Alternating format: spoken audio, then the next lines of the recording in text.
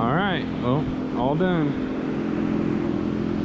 I think they turned out exactly how I wanted them. Sit back.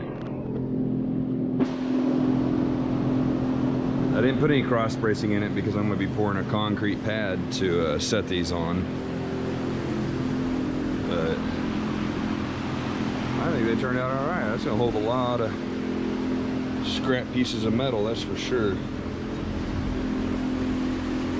So instead of throwing away little pieces, a little flat plate, you know, angle iron, little pieces of anything really, I'll be able to save it and use it again. These do have adjustable legs on them, so once I get the pad poured, it's going to set there and can adjust them and level them out, and they'll stay there for the rest of my life.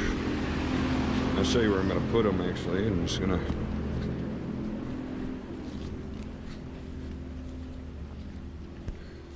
when we first built this shop 10 years ago, I built these little racks to hang on the wall here, and they just aren't cutting it anymore.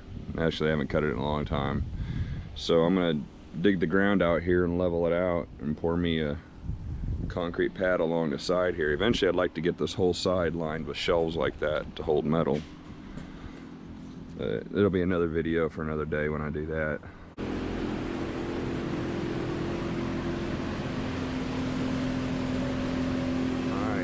Thanks for watching.